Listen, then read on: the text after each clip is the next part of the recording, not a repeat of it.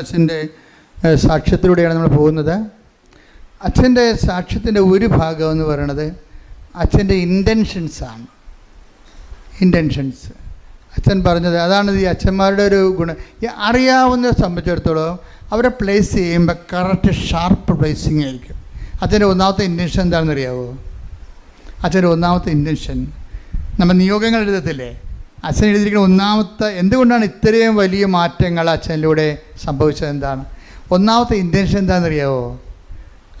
എന്നെ പരിശുദ്ധാത്മാവനാൽ നിറക്കണമേ എന്നാണ്. Praise the Lord, hallelujah, hallelujah.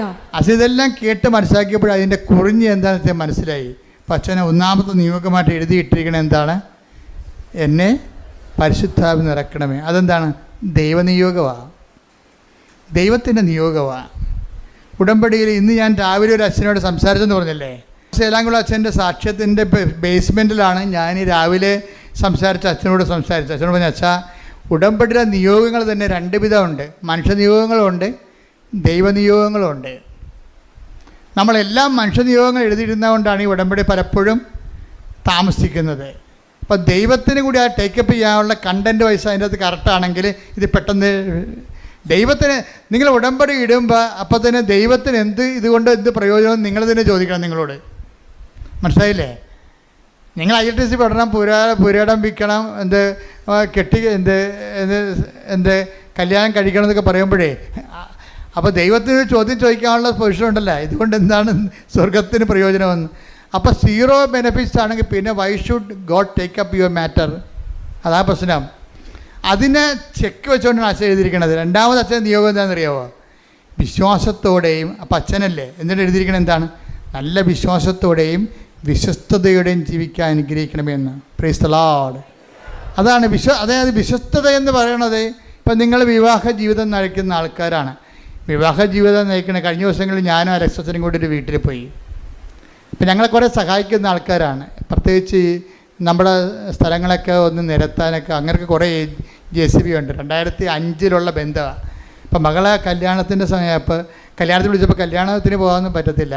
അതുകൊണ്ട് ജസ്റ്റ് സമയം കിട്ടിയപ്പോൾ ആ വീടൊന്ന് പ്രാർത്ഥിക്കാൻ പോയി. അപ്പം ഞാൻ ആ മകളോട് പ്രാർത്ഥിച്ച് കഴിഞ്ഞ് കെട്ടാൻ പോണ പെണ്ണിനോട് അടുത്ത് വിളിച്ചിട്ട് പറഞ്ഞ്, അതായത് ഇതെന്ന് പറയണത് നമുക്ക് ഇപ്പോഴേ എല്ലാ ആൾക്കാർക്കും ഒരു ടൈം കഴിഞ്ഞ് കഴിഞ്ഞാൽ ഇതിൻ്റെ മണവും ഗുണവും മാറണമെങ്കിൽ പണ്ട് കല്യാണത്തിന് മണവും ഗുണവും പറയണമെങ്കിൽ 5 കൊല്ലം എടുക്കും. ഇന്ന് 5 ദിവസം മതി ഇത് മാറാൻ. അത്രയേ ഉള്ളൂ.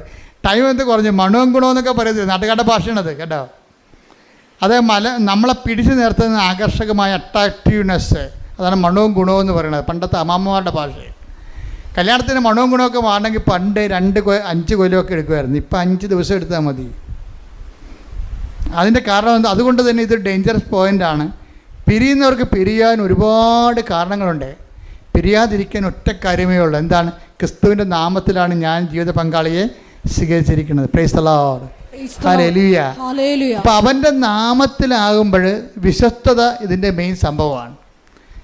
ഉടമ്പടി വർക്ക് ചെയ്യണത് വിശ്വാസമല്ലേ? നിങ്ങളെ ആൾക്ക് തെറ്റിദ്ധരിച്ചിട്ടാണ്. വിശ്വാസമില്ലാതെ നമ്മൾ ഇവിടം വരെ വരുമോ?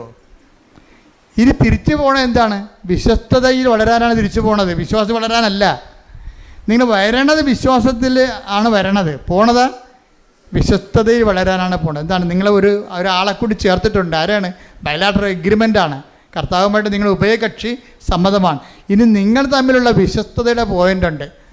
അപ്പോൾ വിശ്വസ്തത എന്ന് പറയുന്നത് അത് എല്ലാ ജീവിതത്തിലും ദൈവവുമായിട്ടുള്ള എല്ലാ കല്യാണത്തിലുള്ള വിശ്വസ്തത എന്താണ്?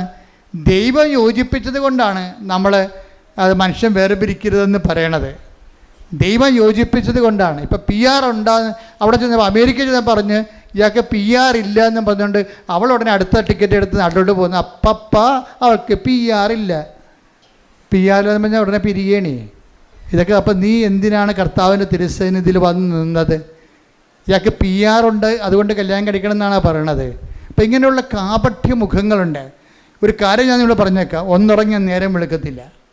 നിങ്ങൾ ദൈവത്തിനെ വഞ്ചിച്ച് സാമ്പത്തികമായ വയറ്റിപ്പിഴപ്പിൻ്റെ പേരിലാണ് വിവാഹിതരായെങ്കിൽ, ഒരു വ്യക്തി ദൈവത്തിനെ അറിഞ്ഞ വ്യക്തി ജീവിക്കുമ്പോഴേ കുറച്ച് പേയ്മെൻ്റ് ഉണ്ട് ഇതിൻ്റെ അകത്ത്.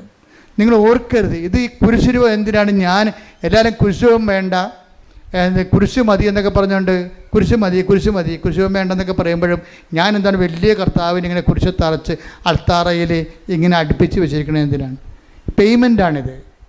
ക്രിസ്തുവുമായിട്ട് നിങ്ങൾ മുന്നോട്ട് പോകാൻ ഉദ്ദേശിക്കുന്നുണ്ടെങ്കിൽ ആ യാത്ര ആലപ്പുഴ വരെ അല്ല, അതെവിടെയാണ്? നിത്യത വരെയാണ്.